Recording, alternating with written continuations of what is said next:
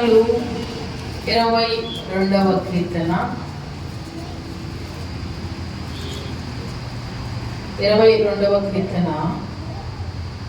24వ వచనాన్ని చదువుకుందాం.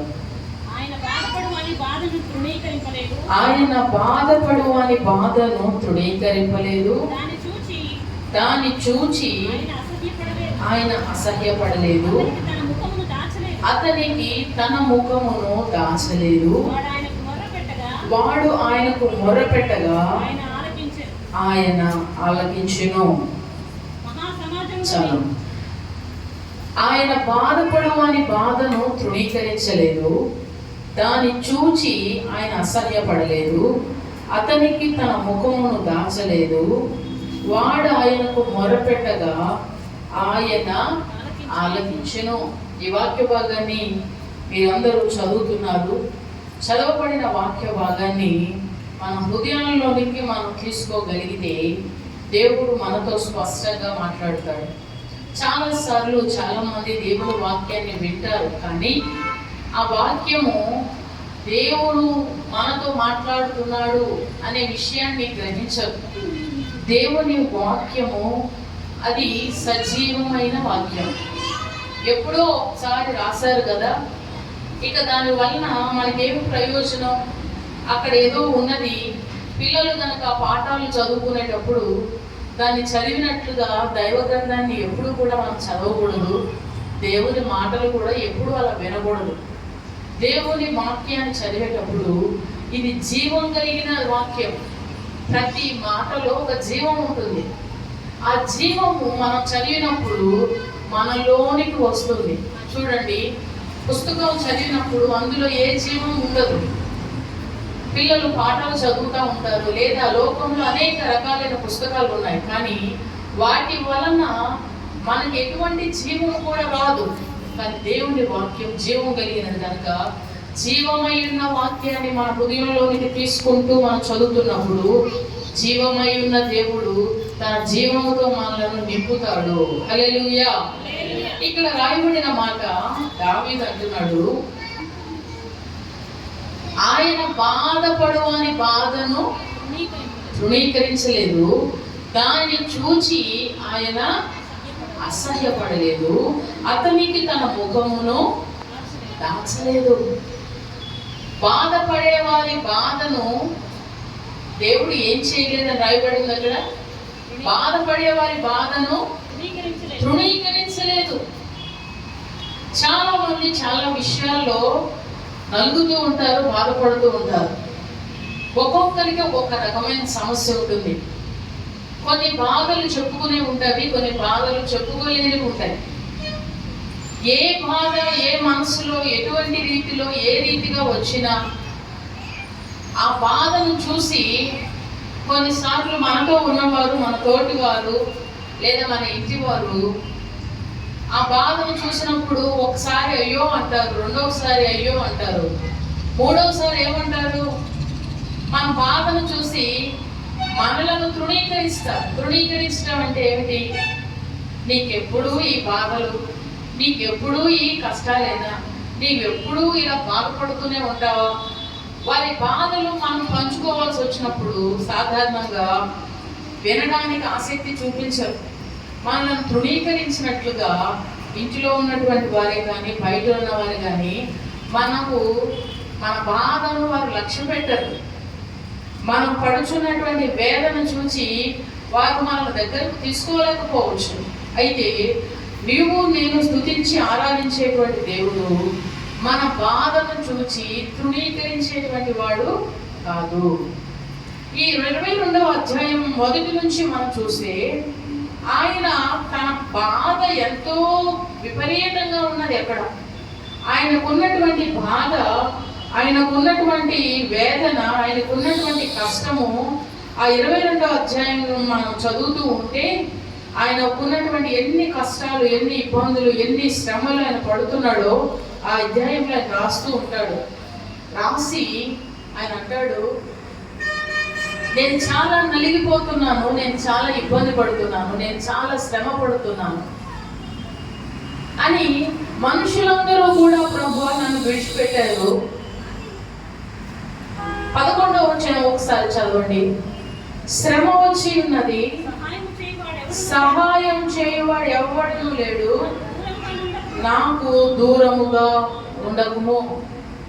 నాకు శ్రమ వచ్చింది, నాకు శ్రమ వచ్చింది. ఆయన శ్రమ అంతా కింద రాస్తాడు. నా బలం అంతా ఎండిపోయింది, నా నాలుక నా దౌడను అంటుకొని ఉన్నది, నేను కుక్కలు నన్ను చుట్టుకొని ఉన్నవి, దుర్మార్గులు గుంపు కూడా ఆవరించారు, ఇదిగో ప్రభువా నా వస్త్రాలు పంచుకుంటున్నారు. ఇలా తన జీవితంలో తనకు ఎదురైనటువంటి బాధాకరమైనటువంటి సంఘటనలు, ఆ యొక్క పరిస్థితులు, ఆ యొక్క శ్రమకాలం ఆయన్ను ఎంతో బాధిస్తూ ఉన్నది, బాధ పెడతా ఉన్నది. ఆ సమయంలో శ్రమ వచ్చింది, మరి నాకు సహాయం చేసేవారు ఎవరు కూడా లేరు, ఎవరు లేరు భూమి మీద సహాయం చేసేవారు. మరి నీవు కూడా నాకు దూరం అయ్యావా, నీవు కూడా నాకు దూరంగా ఉన్నావా, నాకు దూరంగా ఉండదు ప్రభువా అని ప్రార్థన చేస్తున్నాడు. కొన్నిసార్లు మన ఆలోచనలు కూడా మనకు ఎలా వస్తాయంటే, దేవుడు కూడా మనకు దూరం అయ్యాడు, దేవుడు కూడా మనల్ని విడిచిపెట్టేశాడు, దేవుడు కూడా మనల్ని పట్టించుకోవడం మానేశాడు, దేవుడు కూడా మనలను విడిచిపెట్టేశాడు అనుకున్నాం. మన మనసులో కూడా దేవుడి గురించి ఒక సరైన అభిప్రాయం కొన్ని పరిస్థితులు గుండా వెళుతున్నప్పుడు మనకు కూడా సరైన అభిప్రాయం రాదు. ఎవరి మీద చెప్పండి, ఎవరి మీద? దేవుని మీద. మనకు కష్టం వచ్చినప్పుడు ఆదుకుంటాను అన్న అక్క ఆదుకోలేదు అనుకోండి, ఆమె మీద ఉన్న అభిప్రాయం ఏమవుతుంది? మారిపోతుంది. హెల్ప్ చేస్తాడు అని మనం అనుకున్నాం, వాళ్ళు చెప్పకపోయినా అనుకున్నాము, వాళ్ళు చేయలేదు అనుకోండి, అప్పుడు వాళ్ళ మీద మనకు ఉండే అభిప్రాయం ఏమవుతుంది? మారిపోతుంది. ఎవరి మీద మనం ఆశ పెట్టుకున్నా, వారి మీద మనం పెట్టుకున్న ఆశలన్నీ నిరాశలైనప్పుడు మనము వారి విషయంలో మనకున్న అభిప్రాయాలన్నీ మార్చేసుకుంటాం. అయితే ఈ మార్చుకున్న సందర్భంలో పరిస్థితి మరీ బలహీనమైనప్పుడు, పరిస్థితి మరీ క్రిందకి వెళ్ళిపోయినప్పుడు, ఇక ఎటు చూసినా ఏది కూడా కనపడనప్పుడు, చాలా నిస్సహాయ స్థితిలోనికి వెళ్ళినప్పుడు, అప్పుడు మనం ఒకే ఒక వ్యక్తిని చూస్తాం. ఎవరా వ్యక్తి? దేవుని వైపు చూస్తాం. ఆ దేవుని వైపు చూసినప్పుడు కూడా మనకు ఏ సహాయము రాలేదు. అప్పుడు మన మనస్సులో మనకు వచ్చేటువంటి ఆలోచనలు ఎలా వస్తాయి చెప్పండి? దేవా నాకు శ్రమ వచ్చింది, మా ఇంటి వారెవరు కూడా నాకు సహాయం చేయట్లేదు, నీవు కూడా నాకు సహాయం చేయట్లేదా? నీవు కూడా మాకు దూరంగా ఉన్నావా? నీవు కూడా మమ్మల్ని వదిలిపెట్టేసావా? నీవు కూడా మమ్మల్ని అర్థం చేసుకోవట్లేదా? నీవు కూడా మమ్మల్ని విడిచిపెట్టేసావా అని కొన్నిసార్లు ప్రార్థనలో మాట్లాడుతూ ఉంటారు. ఆ అధ్యాయం 6 నుండి మనం చూస్తే ఒకసారి చదవండి. అధ్యాయం 6 నుండి, నా దేవా నా దేవా నీవు నన్నేల విడనాడితివి,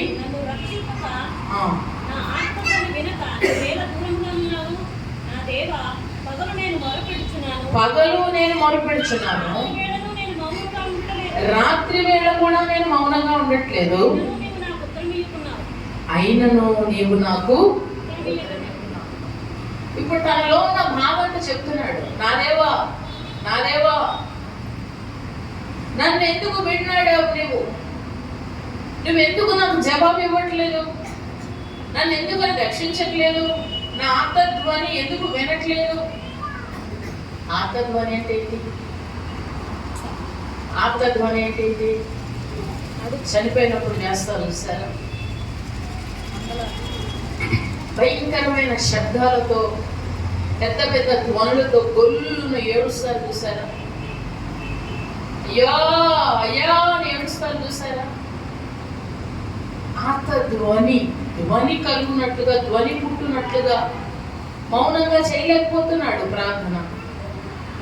హృదయంలోంచి వేదన తన్నుకొస్తుంటే, శ్రమ ఎటు చూసినా దారి ఎటు కనబడకుండా ఉంటే ఏం చేయాలో అర్థం కాని పరిస్థితుల్లో దేవుడు కూడా మౌనమైపోయాడు అని అనుకుంటూ, దేవుడు చూడట్లేదు నన్ను, దేవుడు నన్ను పట్టించుకోవట్లేదు, దేవునికి మేమంటే ఇష్టం లేదు. అవునా? కొన్నిసార్లు మనం అనుకుంటాం ఏమని, దేవుడికి నేనంటే అనుకున్నారా మీరు ఎప్పుడైనా? దేవుడికి నేనంటే ఇష్టం లేదు. నువ్వంటే ఇష్టం లేకపోతే నీ శ్వాసను ఒక్క నిమిషం అట్లా పట్టుకుంటే చాలు, మనం వెళ్ళిపోతాం. మన శ్వాసను దేవుడు అలా ఆపాడు అనుకోండి, ఇష్టం లేనప్పుడు దేవుడు తీసుకుని వెళ్ళిపోతాడు. ఇక చాలే భూమి మీద బ్రతికింది రావని తీసుకుని వెళ్తాడు. మన దేవునికి మనం ఇష్టం లేకపోతే మనకు తినడానికి తిండి ఎందుకు పెడతాడు, ఉండడానికి నివాసం ఎందుకు ఇస్తాడు, బ్రతకడానికి గాలిని ఎందుకు ఇస్తాడు? చాలాసార్లు దేవునికి నేను ఇష్టం లేదు, మా కుటుంబం దేవునికి ఇష్టం లేదు. మనుషుల మీద నెపాలు వేసేవారిని చూసాం, కానీ దేవుని మీద కూడా నెపాలు వేసేవారిని చూస్తాం. కొన్నిసార్లు దేవుని మీద కూడా నెపాలు మోపుతారు. కానీ ఇక్కడ భక్తుడు అంటున్నాడు, ప్రభువా నా ఆత్మధ్వని వినక నీవేళ మౌనంగా ఉన్నావు, నీవేళ దూరంగా ఉన్నావు, నువ్వెందుకు నాకు దూరంగా ఉన్నావు? ఎప్పుడైనా అసలు ఇట్లాంటి ప్రార్థనలు మీరు చేశారా ఎప్పుడైనా? ఈ ప్రార్థన ఏమిటి తెలుసా? హృదయానికి దగ్గరగా హత్తుకొని, అంటే ఎంతో క్లోజ్, ఎంతో దేవునికి దగ్గర అయిపోయినటువంటి వారు, నువ్వు ఎందుకని మాతో మాట్లాడలేదు, ఎందుకని అలా ఉన్నావు, ఎందుకు ఎందుకు ఎందుకు అని పదే పదే ప్రశ్నిస్తున్నాడంటే, అడుగుతున్నాడంటే, నీవు కూడా మౌనంగా ఉన్నావా ప్రభువా? నీవు నోరు తెరవాలని తన మనసులో ఉన్న అభిప్రాయం. నువ్వెందుకు దూరంగా ఉన్నావు? నేను పగలు మొరపెట్టుచున్నాను, రాత్రి వేళ కూడా నేను మౌనముగా ఉండట్లేదు, అయినను నీవు నాకు ఉత్తరము ఇవ్వట్లేదు. ఎప్పుడెప్పుడు ప్రార్థన చేస్తున్నాడట ఆయన? పగలు మొరపెడుతున్నాడట, రాత్రి జాములందు కూడా మొరపెడుతున్నాడట, ప్రార్థన చేస్తున్నాడట. పగలు చేస్తున్నాడు, రాత్రులు కూడా చేస్తున్నాడు. రాత్రులు మాత్రమే చేసేవాళ్ళు ఎంతమంది? కొద్దిమంది. పగలు ఖాళీ లేనప్పుడు రాత్రులు చేస్తారు, రాత్రులు ఖాళీ లేనప్పుడు పగలు చేస్తారు. శ్రమ వచ్చినప్పుడు పగలని లేదు, రాత్రని లేదు, మధ్యాహ్నం అని లేదు, ప్రతి సమయమున కూడా మొరపెడుచున్నాను, నాకు సహాయం రావట్లేదు. నువ్వెందుకు దూరం అయ్యావు ప్రభువా? నాకెందుకు నా ప్రార్థన ఎందుకు ఆలకించట్లేదు అని తన మనసులో ఉన్న బాధంతా ఆ కీర్తనలో రాస్తా ఉన్నాడు. నీవే దూరం అయ్యావు అంట. మన మానవ నైజం ఏంటి తెలుసా? మనుషులకు ఉన్నటువంటి నైజం, మట్టితో చేయబడిన మనకున్న నైజం ఏంటంటే, నీవే నీవే నీవే నీవే నీవే దూరంగా ఉన్నావు, నీవే అలా ఉన్నావు అంటావు. లోకంలో ఒక సామెత ఉంటుంది, మనం ఇలా చూపిస్తున్నప్పుడట ఈ ఫింగర్స్ మన వైపు, మిగిలిన ఫింగర్స్ మన వైపు చూపిస్తాయి. మనుషులతో మనం ఎలా అయితే అంటామో దేవునితో కూడా అలాగే. దేవుడే మమ్మల్ని ఆశీర్వదించట్లేదండి, దేవుడే మమ్మల్ని బ్లెస్ చేయట్లేదు. దేవుడికి మేమంటే ఇష్టం లేదు, దేవుడికి మేమంటే పగ, దేవుడికి మేమంటే కోపం, దేవుడికి మేమంటే అంటాం. ఆ స్వభావం మార్చుకున్నప్పుడు నీ జీవితంలో దేవుని ఆశీర్వాదం ఏంటో నువ్వు చూడగలుగుతావు. హల్లెలూయా. మన స్వభావం మనం మార్చుకోలేకపోతే, దేవుని మీద మన నెపములు మోపి నేరాలు మోపితే మనం ఏం చేస్తున్నాం తెలుసా? దేవుడు పక్షపాత బుద్ధి గలవాడని మనం చెప్తున్నాం. మనం ఇండైరెక్ట్గా మనం ఏం చెప్తున్నాం చెప్పండి? దేవుడికి పక్షపాత బుద్ధి ఉంది, ఆయన ఒకరిని మాత్రమే ఆశీర్వదిస్తాడు, ఇంకొకరిని దీవించడు, ఆయన వాళ్ళని మాత్రమే దీవిస్తాడు, వీరిని దీవించడు, వాళ్ళకే సహాయం చేస్తాడు, మాకు చేయడని దేవుణ్ణి అబద్ధికుడిగా చేస్తున్నాం, దేవుణ్ణి మోసం చేసేవాడిగా చేస్తున్నాం. దేవుడు పక్షపాతి బుద్ధి కలిగిన వాడు అన్నట్లుగా మన మాటలు ఉన్నాయి. అటువంటి ఆలోచన మనం ఎప్పుడు మార్చుకోవాలి. ఏమో మనం ఏం చేసామో అనే లెక్క మనం చూసుకున్నప్పుడు, మనం ఎలా నడుచుకుంటున్నామో, మనం ఎక్కడ మనకు తెలియకుండా మనం దారి తప్పామో, ఎక్కడ మనకు తెలియకుండానే మనం కొన్నిసార్లు అతిక్రమించామో, దాని ఫలితంగా ఈరోజు ఇలా కలుగుతున్నదేమో అని మనల్ని పరీక్షించుకున్నప్పుడు సమస్తము తెలియపరచబడతాయి. దానిని సరి వేసుకున్నప్పుడు దేవుని ఆశీర్వాదం మరలా మీకు కలుగుతుంది. హల్లెలూయా. శ్రమ వచ్చింది, సహాయం చేసేవాడు ఎవడు లేడు. నీవెందుకు నాకు దూరంగా ఉన్నావు ప్రభువా? రాత్రులు కూడా నేను మొరపెడుతున్నాను అని ఆయన అనుకుంటున్నాడు. అక్కడ రాయబడిన మాట మనం చదివాము. ఆయన మాత్రం అవును నేను నీకు దూరంగా ఉన్నాను అని అంటున్నాడా? కావాలని నేను నీకు దూరంగా ఉన్నాను అంటున్నాడా? ఆయన మనసు ఎటువంటి మనసట? బాధపడుతున్న వారి బాధను చూసి ఎవరైనా బాధపడుతుంటే ఆ బాధను చూసి దేవుడు వారిని తృణీకరించలేదట. బాధపడుతున్న వారిని చూచి అసహ్యపడలేదట. వారికి తన ముఖమును కూడా దాచలేదు. బాధపడుతూ కూర్చుంటే కొన్నిసార్లు ఇంటి వారే అసహ్యపడతారు. కొన్ని పరిస్థితుల్లో మనసు మీదే ఉండాల్సిన పరిస్థితి వచ్చింది, ఓపిక లేదు, ఒక 10 రోజులు ఉండాల్సి వచ్చింది. ఒక 4 రోజులు చేయగలుగుతారు, తర్వాత ఏమంటారు? అసహ్యపడతారు, తృణీకరిస్తారు. అది చాలా బాధను మనం కలిగిస్తుంది. అయితే మన దేవుడు అటువంటి వాడు కాదు. మనల్ని చూసి అసహ్యపడే దేవుడు కాదు. మనల్ని చూసి ఆయన ముఖాన్ని దాచుకునే దేవుడు కాదు. దుఃఖంలో ఉంటే, బాధలో ఉంటే పలకరించేవారు ఉండరు, అప్పుడు దాక్కుంటారట జనాలు. మనుషులందరూ ఏం చేస్తారు? దాక్కుంటారు. వాళ్ళు బాధలో ఉన్నారు కదా, మనం ఇప్పుడు పలకరించామంటే మళ్ళా మన మీదకి ఏదైనా వస్తుంది, మళ్ళా మనల్ని ఏదైనా అడుగుతారు. అందుకని వారి ముఖాలను ఏం చేస్తారు? దాస్తారు. మనుషుల ప్రవర్తన, మనుషుల విధానం అలా ఉంటుంది. కానీ దేవుడు మనకు ఆయన ముఖాన్ని దాచేవాడు కాదు. మనల్ని చూచి అసహ్యపడే దేవుడు. మిమ్మల్ని ఎప్పుడైనా ఎవరైనా అసహించుకున్నారా? అల్లగా ఉన్నామని అసహించుకునేవారు కొందరు. ముందు పెళ్లి చేసుకుంటారు, తర్వాత ఏమంటారు? తెల్లగా ఉన్నవారిని చూసినప్పుడల్లా వీళ్ళకి వాళ్ళ భర్తల మీద ఏమొస్తుంది? సన్నగా ఉన్నవారిని చూసినప్పుడల్లా వాళ్ళ భార్యల మీద ఏమొస్తుంది? ఎందుకని? ఆమె చూడు ఎంత తెల్లగా ఉన్నదో, ఆమె చూడు ఎంత సన్నగా ఉందో, నీవు చూడు ఎలా ఉన్నావు. కేవలం లావు సన్నం దాని మీద ఆధారపడి కూడా భార్యని విడిచిపెట్టేసిన కుటుంబాలు ఉన్నాయి. బాడీలో వచ్చేటువంటి తేడాలను బట్టి కూడా ఆమె నా భార్య అని పరిచయం కూడా చేయలేక నువ్వు ఎక్కడికి రావద్దు, ఇంట్లోనే ఉండు, నేను మాత్రమే బయట ఏ కార్యక్రమాలకైనా. ఏంటిరా మీ ఆవిడ అట్లయిపోయింది అని అంటే ఇది మొహం, వీడికి సిగ్గు, ఇది తల తీసేసినట్లు అవుతుంది. అందుకని మనం చూసి అసహ్యపడుతుంటాడు. నువ్వు తగ్గేదాకా అడుగు బయటికి పెట్టద్దు. నేను సృష్టించిన నీ దేవుడికి నీ ముఖం ఎలా ఉన్నా, నువ్వు ఎంత నల్లగా ఉన్నా, నువ్వు ఎంత లావుగా ఉన్నా, నీకు సరైన రూపం లేకపోయినా ఆయన ఎప్పుడు కూడా తృణీకరించే దేవుడు కాదు. ఆయనకు నీవు ప్రియమైన బిడ్డవే. ఎప్పుడు కూడా నేను చూచి అసహించుకోడు. మీరు ఎప్పుడైనా మీ పెళ్లి రోజు దూరంగా ఉన్నాడా? మనమే దూరంగా ఉన్నామా? మనమే దూరం అవుతున్నాం. మనమే దేవునికి దూరం అవుతున్నాం. శ్రమ ఎందుకు వస్తుందంటే నువ్వు దూరం అయ్యావు కనుక శ్రమ వస్తుంది. నీకు ఎవరు సహాయం చేసేవారు లేరు అని ఇప్పుడు ఎందుకు అంటున్నావు? అంతకు ముందు నాకు అందరూ చేసేవాళ్ళని వెళ్ళావు కదా, అందరూ నాకు సహాయకర్తలే అని అందరి మీద ఆశ పెట్టుకున్నావు కదా. ఇప్పుడు అంటావు నాకు శ్రమలో నాకు సహాయం చేయవారు ఎవరు కూడా లేరయ్యా, ఇప్పుడు నీవే. ఇప్పుడు నువ్వు కూడా దూరంగా ఉన్నావు అని అంటే ఆయన ఎప్పటి నుంచో అంటున్నాడు ఏమనంటే, మనుషులను నమ్ముకోవటం కంటే నన్ను నమ్ముకోవటం మీకు మేలు తల్లి.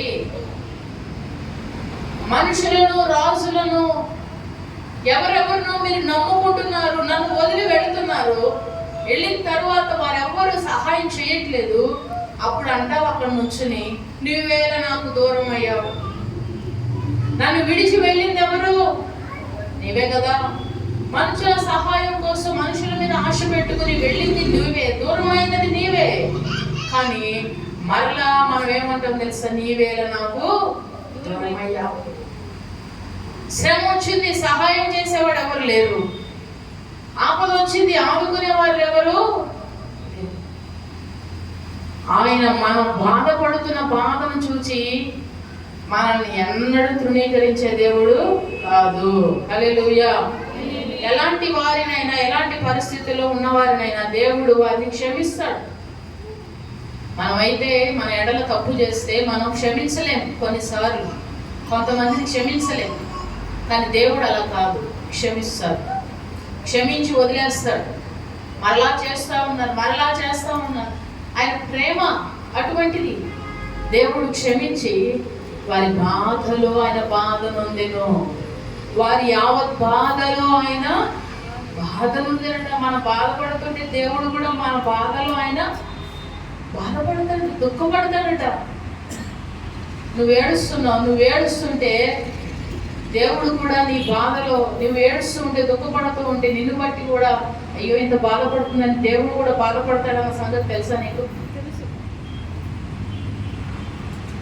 మనం సంతోషంగా ఆనందంగా ఉన్నాము, దేవుడు కూడా మనల్ని చూసి ఆయన కూడా ఆనందపడతాడు, సంతోషపడతాడు. అందుకని మత్తయి సువార్త యేసు ప్రభు కన్నీళ్ళు విడిచాడు, కన్నీరు గార్చాడు. ఆయన కూడా దుఃఖపడతాడు, ఆయన కూడా బాధపడతాడు. మాట వినకపోతే బాధపడతాడు, ఆయన దగ్గరకు రాలేకపోతే బాధపడతాడు, ఆయన అపార్థం చేసుకుంటే బాధపడతాడు. ఆయన ఏదో అవసరానికి అనేట్లుగా మన దేవునితో మనం బిహేవ్ చేస్తూ ఉంటే దేవుడు బాధపడతాడు. ఆయన బాధపడతాడు ప్రతి విషయంలో కూడా. మనం అనుకుంటాం నా బాధ నాకే తెలుసు, నా బాధ ఎవరికి తెలియదు అని అనుకుంటాం. నీ బాధ సమస్తము దేవుడికి తెలుసు. నీ హృదయంలో ఉన్న బాధ అంతా ఆయనకు తెలుసు.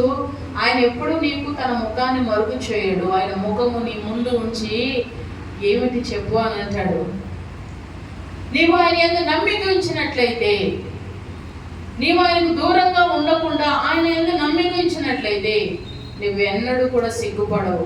5వ వచనంలో ఆ మాట ఉంటుంది చూడండి. 5వ వచనం, వారు నీకు మొర్రపెట్టి విడుదల నొందిరి, నీ యందు నమ్మిక ఉంచి సిగ్గుపడకపోయేది.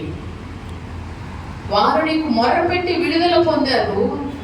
మొరపెట్టిన వారు చేసిన కార్యం ఏంటంటే నమ్మిక ఉంచారు.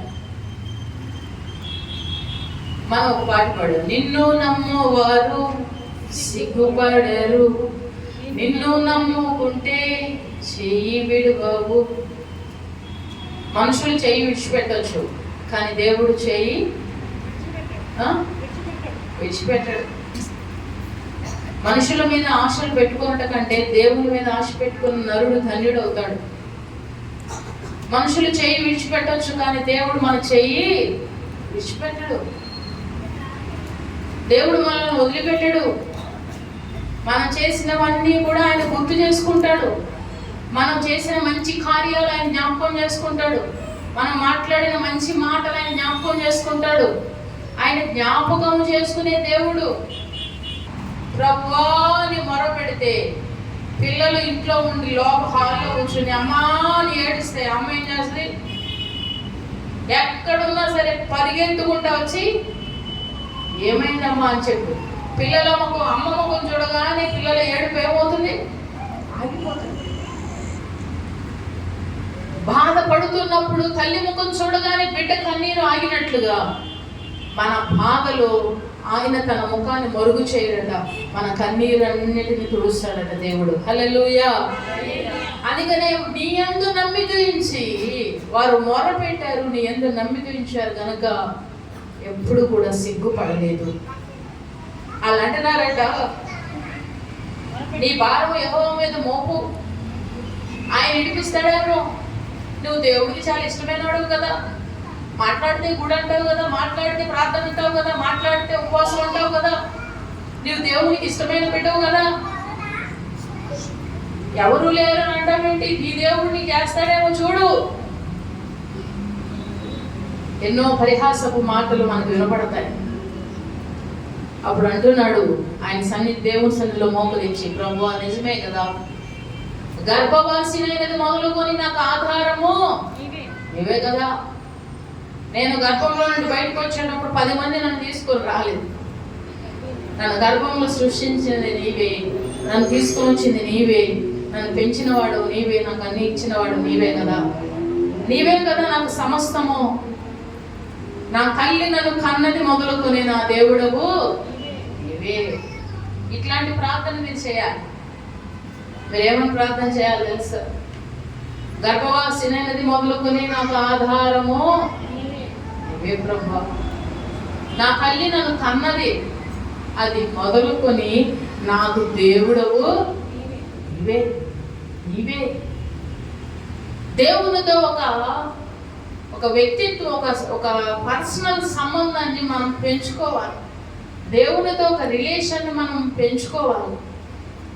బాధ కలిగినప్పుడు దేవుని దగ్గరికి వెళ్ళి గోజాడి ప్రభు దగ్గర నుండి సమాధానం పొందుకునేటట్లుగా మనం ప్రార్థన చేయాలి.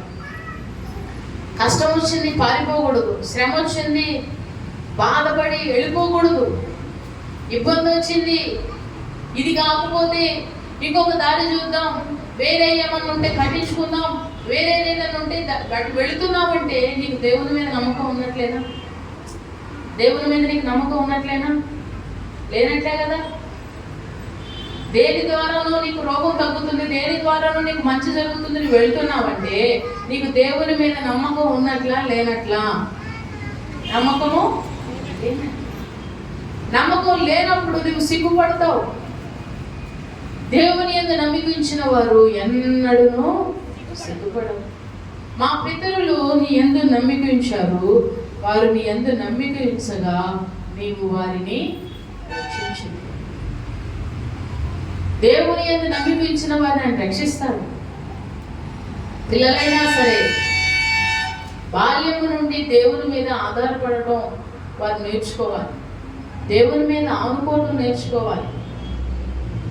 దేవుని మీద ఆనుకోకపోతే మనుషుల మీద ఆనుకున్నాం అనుకో,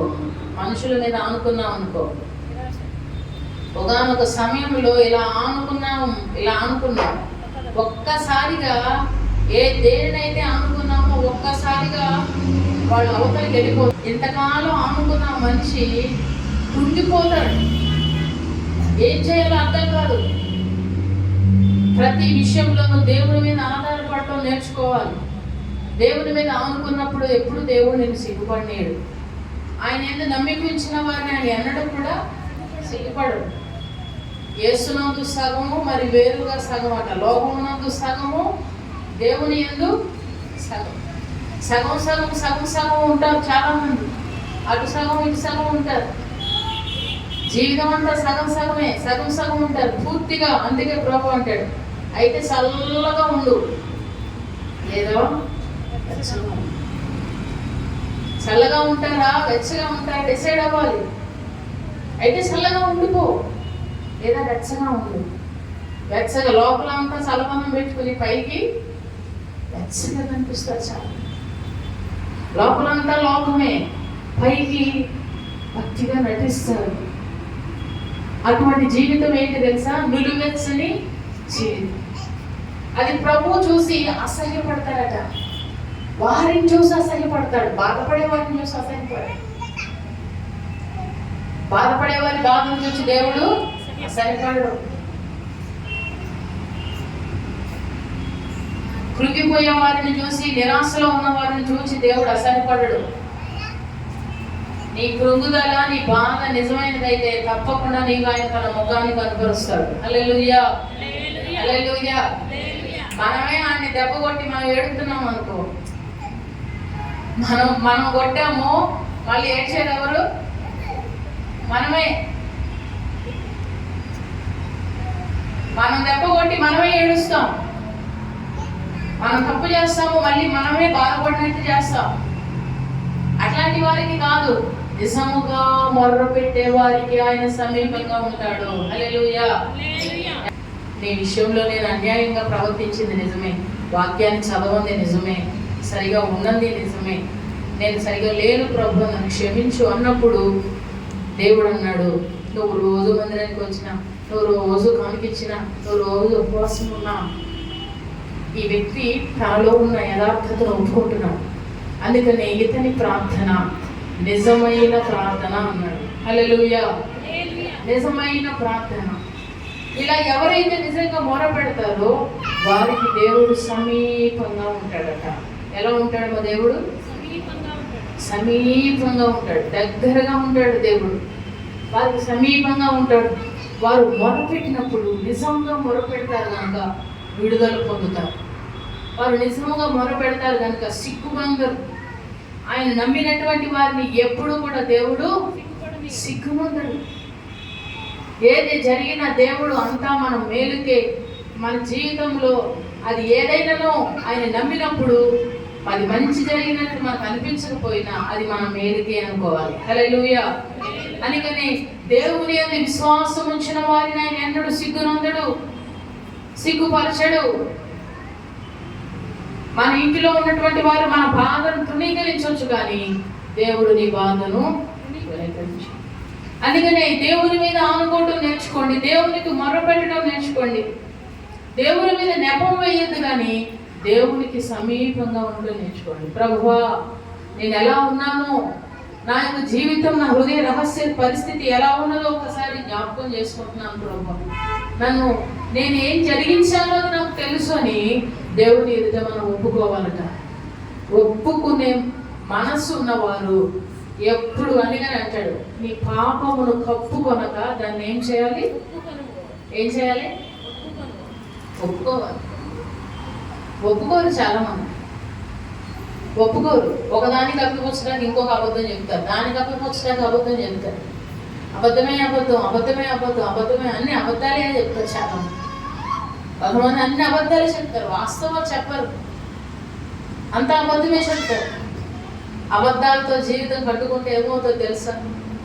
అబద్ధానికి జనకుడు. ఒకదానికి అప్పిపుచ్చడానికి ఇంకొక అబద్ధం, ఒకదానికి. నీ జీవితంలో సత్యం ఎప్పుడు ఉంటుంది? ఇక సత్యం ఉండదు. ప్రతి మాట అబద్ధమే చెప్తారు, ప్రతి మాట అబద్ధమే. ఏదో ఒక రోజు నువ్వు దొరికిపోతావు. నీ జీవితంలో ఇప్పుడు తల ఎత్తుకొని తిరగలేదు. ఆయన అబద్ధం ఆడే దేవుడు కాదు. సరే, మనుషుల దగ్గర ఆడే ఓకే, దేవుని దగ్గరకు వచ్చినప్పుడు కూడా అబద్ధాలు ప్రార్థన చేయొద్దు, అబద్ధపు ప్రార్థన చేయొద్దు, మోసపూరితమైన ప్రార్థనలు చేయొద్దు. అవి ప్రభువు అంగీకరించాడు. ఆయన ఎదుట మనం ప్లేన్ హార్ట్ అంటే హృదయపూర్వకంగా, మన హృదయం తెరిచిన వారమే ప్రార్థన చేయాలి. హల్లెలూయా, హల్లెలూయా. అందుకని బాధపడుతున్న బాధను దేవుడు తృణీకరించాడు. మనల్ని చూచి ఆయన అసహ్యపడడు. ఆయన మన ముఖమును, ఆయన ముఖాన్ని మనకు, నీ భార్య నీకు దాచిందేమో నీ ముఖాన్ని, ఆమె ముఖాన్ని నీకు దాయవచ్చు కొన్ని రోజులు, లేదా పిల్లలు వారి ముఖాన్ని దాయొచ్చు, కానీ ఆయన ఎప్పుడు నీకు ఆయన ముఖాన్ని మరుగు చేయడు. ముఖమును మరుగు చేయట్లేదంటే అర్థం ఏంటి? నేనున్నాను, నేను నిన్ను చూస్తున్నాను అని ఇదేనని అర్థం. హల్లెలూయా. నీ ప్రార్థన నేను వింటున్నాను, నువ్వు వెళుతున్న మార్గం అంతా నేను చూస్తూ ఉన్నాను, నువ్వు పడే బాధ అంతటిని కూడా నేను గమనిస్తూనే ఉన్నాను.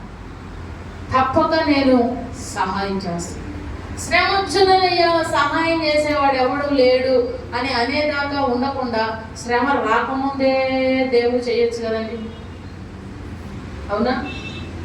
మనకు వచ్చే ఆలోచనలు చాలా విచిత్రంగా ఉంటాయి. శ్రమ రాకముందే దేవుడు శ్రమ నుండి తప్పించవచ్చు కదా. పరీక్ష రాయడం ఎందుకు, వాడు ఫెయిల్ అవ్వడం ఎందుకు, బాధపడటం ఎందుకు? అసలు పరీక్ష లేకుండా ఉంటే బాగుంటుంది కదా. ఏ పరీక్ష లేకుండా ఉంటే ఒకసారి ఊహించుకోండి. పిల్లలకి పరీక్షలే లేవు, అసలు స్కూల్కి వెళ్ళడం బెస్ట్. స్కూల్కి వెళ్ళడం కంటే ఇంట్లో ఉండటమే ఇంకా బెస్ట్. ఆ స్కూల్ లేదు, ఈ స్కూల్ లేదు, ఏ స్కూల్ అవసరం లేదు. పరీక్షలు లేనప్పుడు ఇంట్లో ఉన్నా, అది చదివినా చదవకపోయినా ఏమి దానివల్ల ప్రయోజకులు అవుతారా? శ్రమ ఎందుకు రావాలి? కష్టం ఎందుకు రావాలి? శ్రమ వద్దు. శ్రమ రాకుండానే దేవుడిని రప్పించవచ్చు కదా. శ్రమ రాకుండానే దేవుడు నన్ను విడిపించవచ్చు కదా. శ్రమ వచ్చి రాకముందే దేవుడు సహాయం చేయొచ్చు కదా అనుకుంటాం. శ్రమ వస్తుంది, వచ్చినప్పుడు దేవుడు శ్రమలో మనల్ని పరీక్షిస్తాడు, మనల్ని చూస్తాడు. అసలు మనం ఎటు ఆధారపడతామా అనే దేవుడు చూస్తాడు, మనం ఏం చేస్తామా అనే దేవుడు చూస్తాడు. పరీక్ష వస్తుంది, వీడు చదువుతానా లేదా అనేది చూస్తారు. చదివినవాడు, అలర్ట్గా ఉన్నవాడు పాస్ అవుతాడు, విజయం పొందుతాడు. నిర్లక్ష్యంగా ఉన్నవాడు ఫెయిల్ అయ్యి సిగ్గునొందుతాడు. ప్రతి వారి జీవితంలో శ్రమలు అనేవి కొన్ని పరీక్షలకు గుర్తు. ప్రతి పరీక్షలో కూడా మనం జయం పొందాలంటే ఆయనకు నిజముగా మొరపెట్టాలి. హల్లెలూయా. పైకి చాటమార్గంలాగా మనం గంటసేపు ప్రార్థన చేసిన అందులో బలం లేకపోతే ఆ ప్రార్థన వల్ల ఏమాత్రం ఉపయోగమో. హడావుడి ప్రార్థన చేసేసుకుంటా హడావుడిగా పరిగెత్తకూడదు. సరే, నీకు సమయం లేదనుకుంటే నువ్వు ప్రయాణంలో ప్రార్థన చేసుకో, నువ్వు కూర్చున్నప్పుడు ప్రార్థన చేసుకుని ఉన్న సమయంలో ఏదైనా మనఃపూర్వకమైన ప్రార్థన బలం వస్తుంది. నీ ప్రార్థనకు బలం ఉంటుంది. దాన్ని ఆపే శక్తి దేనికి ఉండదు. వెళ్ళిపోతుందండి డైరెక్ట్గా ఎవరి దగ్గరికి? ఆయన చెవుల్లోకి వెళ్ళిపోతుంది. ఆయన వింటాడు దాన్ని. నీ ప్రార్థన ఆలకించి నీకు జవాబిస్తాడు. హల్లెలూయా, హల్లెలూయా. అందుకని వాడు ఆయనకు మొరపెట్టగా ఆయన ఆలకించాడు. ఆయనకు మొరపెట్టినప్పుడు ఆయన మన ప్రార్థన ఆలకిస్తాడు. వింటలేదని నువ్వు అనుకోవద్దు. దేవుడు వినటలేదని అనుకోవద్దు. దేవుడు వింటున్నాడు. ఆయన వింటున్నాడు, వింటున్నాడు, వింటున్నాడు, ఆలకిస్తున్నాడు, వింటున్నాడు, అంతా వింటున్నాడు, అంతా చూస్తున్నాడు. దేవుడు రాత్రి రాత్రి మాట్లాడుకుని దేవుని వాక్యం తగిన సమయం వచ్చినప్పుడు దేవుడు ఏం చేస్తాడట? సమయం వచ్చినప్పుడు దేవుడు తన ఆశీర్వాదాన్ని మన జీవితాల్లో కురిపిస్తాడు. తగిన సమయం వచ్చినప్పుడు దేవుడు ద్వారం తెరుస్తాడు. అప్పటి వరకు మనం మొరపెడుతూ ఉండాలి. వాడు ఆయనకు మొరపెట్టారు, వారు ఆయనకు మొరపెట్టారు. మొరపెట్టిన వారు సిగ్గునందలేదు, నమ్మిక ఇచ్చిన వారు ఎన్నడూ కూడా సిగ్గునందలేదు. మరి మీరు ఎవరి యందు నమ్మిక ఉంచుతారు చెప్పండి? ఎవరి యందు నమ్మిక పెట్టుకుంటారు? మన పై మాట ఏమో దేవుడు అంటున్నాం, లోపల నమ్మకం అంతా ఎవరి మీద? అమ్మ మీదనో, నాన్న మీదనో, తమ్ముడు మీదనో, అక్క మీదనో, భార్య మీదనో నమ్మకం పెట్టుకోవద్దంటే మీరు మళ్ళీ వేరే రకంగా వెళ్ళలేదు. పాస్టర్ గారు చెప్పింది ఇక భార్యను నమ్మొద్దని, అందుకని ఇప్పుడు నేను వెళ్ళి నా మావిడి నేను నమ్మను, మావిడి ఏం చేసిందో అని చెప్పి ఇప్పుడు ఈ రకమైన ప్రచారం మొదలైంది మన సంఘంలో. అర్థమవుతుందా? చెప్పేది ఒకటి, అక్కడ వాళ్ళకి అర్థం అయ్యేది సగం పొరులు. ఆడు అర్థం కాకుండా బాగుంటుంది, లేదా పరిపూర్ణంగా అర్థం కాకపోతే ఏంటక్క అని మళ్ళీ అడగనైనా అడగరు. మనుషులు నమ్మొద్దన్నారు, భార్య నమ్మొద్దన్నారు కనుక నేను ఇక్కడ నుంచి నేను నమ్మను. అసలు ఎవరితో ఫోన్ మాట్లాడుతున్నావు, నువ్వు ఎంతసేపు ఉంటున్నావు, ఏంటి నీ మీద నమ్మకం కోల్పోయింది, ఎట్లా ఎందుకుంటున్నావు అంటే అక్క చెప్పింది అంటాడు. అర్థమవుతుందా? అర్థం కాదు. సగం సగం పొరలు కోడిపోయిందంటారు. ఏమైంది? అంతేది మైండ్కి ఏమి ఎలగదని గుర్ర ట్యూబ్లైట్ ఎప్పుడో ఎలుగుద్ది, మధ్య మధ్యలో ఆరిపోతుంటే తిరుగుతాము. మాట్లాడేది స్పష్టంగా కొంతమంది వినకుండానే సమాధానం చెప్పేస్తారు, వినకుండానే సమాధానం చెప్పేస్తారు. నేను చూశాను అంటారు. చూసే కళ్ళు కూడా నమ్మకూడదు కొన్నిసార్లు. అర్థమవుతుందండి? మనం చూసే మన కళ్ళను కూడా మనం కొన్నిసార్లు నమ్మకూడదు. ఎస్తేర్ దగ్గర హామాన్ ఉన్నాడు, రాజు చూశాడు. ఆయన చూసింది ఏమిటి? హామాను ఏదో చేస్తానని అనుకున్నాడు. అక్కడ యాక్చువల్గా హామాన్ అక్కడ ఎందుకున్నాడు? అమ్మ మమ్మల్ని రాజుగారు బాగా తప్పించు తల్లి ఆయన మొరపెట్టేదానికి కాళ్ళు దగ్గర ఆయన పాదాలు పట్టుకుంటున్నాడు. దైవగ్రంథంలో ఎస్తేరు రాణి దగ్గర. కానీ అది రాజుకి ఎలా అనిపించింది తెలుసా? ఆమెను బలవంతం చేస్తానని అనిపించింది. వెంటనే ముసుగు అన్నాడు. అంతే, 10 రోజులు వచ్చారు, ముసుగేసారు, లాగారు, వెళ్ళిపోతాయి.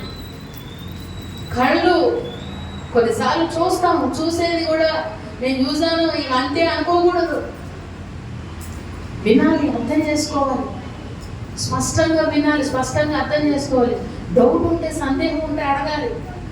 మీకేమి అందుబాటులో లేని కాల్స్లో మేమేమి ఉన్నాం కదా, అందుబాటులో లేనట్లుగా ఏమి ఉన్నాం. కానీ ఎప్పుడైతే అటువంటి స్వభావం కలిగి ఉంటారో దానివల్ల జీవితంలో ఎప్పుడు పెడర్థాలు వస్తూనే ఉంటాయి, ఇటువంటి ఆలోచనలు వస్తూనే ఉంటాయి. జీవితంలో మరి ఏది కూడా ఆశీర్వాదాన్ని అనుభవించలేదు. భార్య నమ్ముకోవద్దంటే ఆమె ఏదో చేస్తుంది, ఇక ఆమె చేస్తుంది అంతా అని కాదు. ఎవరి మీదనైనా మనం నమ్మిక ఉంచేదానికంటే దేవుడు ఏదైనా చేస్తాడు. నా దేవుడు ఏదైనా చేస్తాడు. నేను ఆయనకి మొరపెడతాను, నా దేవుడికి నేను మొరపెడతాను, నా దేవుడు నాకు సహాయం చేస్తాడు, తప్పకుండా నా దేవుడు కార్యం చేస్తాడు. గట్టి నమ్మకం పెట్టుకోండి, గట్టి నమ్మకం. దేవుడు ఎలాగైనా కార్యం చేస్తాడు, దేవుడు ఎలాగైనా సరే మార్పును అందిస్తాడు, దేవుడు ఎట్లయినా ఈ సమస్యను పరిష్కరిస్తాడు. ప్రార్థన చేయాలి, ప్రయత్నం చేయాలి. ఏం చేయాలి చెప్పండి? ప్రార్థన చేయాలి, ప్రయత్నం చేయాలి. కొంతమంది భక్తులు ఇక ప్రార్థనే చేస్తాము, ప్రయత్నం ఒక ప్రయత్నం కూడా. ఉద్యోగం కావాలి, ఒక ప్రయత్నం అయినా చేయాలి, ఇంటర్వ్యూకి వెళ్ళాలి,